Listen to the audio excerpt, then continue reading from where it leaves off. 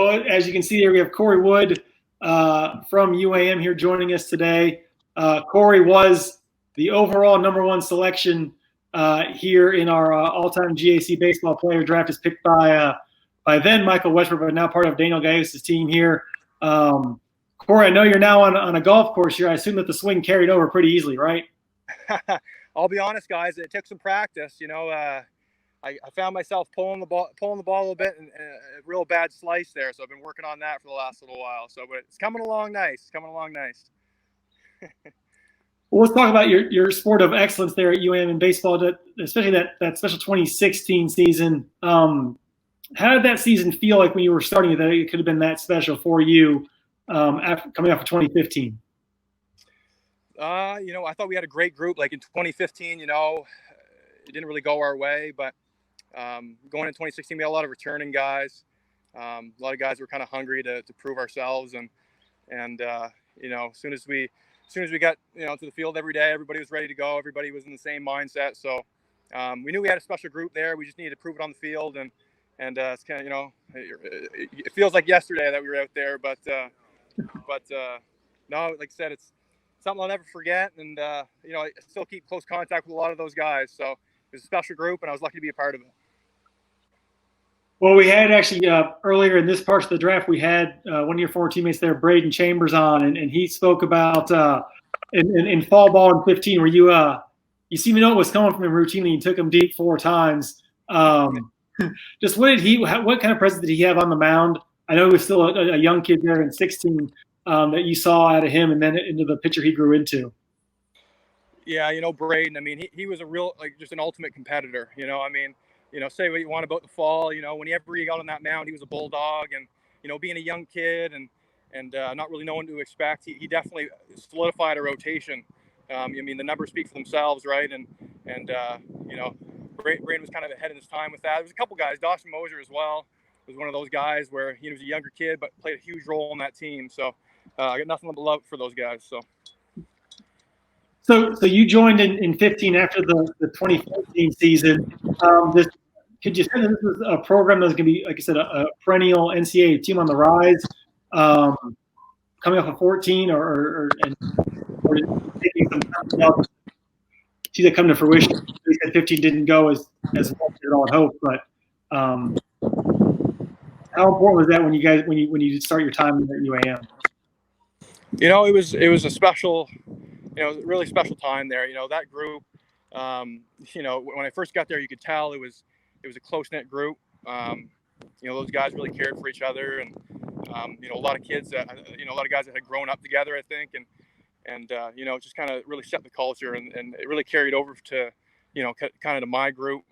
Those guys, Ben Agranado and Cade Garlington, those guys, Chad Miller, they really set the table for us, and something to kind of lean on, right? When you're a young kid, especially, we had 4 guys coming from Canada, and really didn't know what to expect, but those guys really took us in. So, it was a really special time, and I can't really picture myself going anywhere else for sure. So.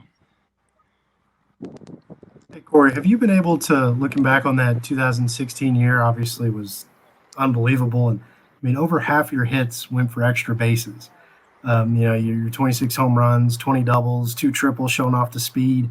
But if you take a look at that 90 RBIs as well, you're only playing 50-some odd games. Do you ever look back and reflect and kind of see what the major leaguers are putting up for their entire season when they're playing? I don't know if the mic's on. I can't hear anything. Oh, no. Well, sorry. What I'll was saying is just look back basically 2016 with the 26 home runs and 20 doubles and the 90 RBI to put up those massive numbers in only 57 games. Do you ever just look back at that and kind of an amazement of what that season, how that season played out?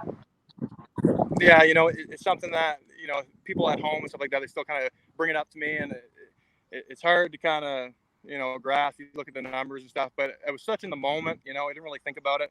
Our team was doing so well, and that's really all that mattered at the time. And we had so many good players that I feel like my numbers might have kind of overlooked theirs, and it's a shame because it was a team effort. Like, we won 40 games, and it was a team effort. Well, there was guys, I know in the conference tournament, I didn't really hit that well, and we wouldn't have made it to the finals had it not been for the guys that we had. So, I'm definitely proud of it. It was an awesome time, and anytime you can have production like that, it helped the team. That's the biggest thing, and definitely remember it. But now I got my day job here, and I'm just trying to work on my short game. That's the next thing on the mat. So I said, just this story is just tell us more again where life is taking you now and what you're up to now in a post baseball career.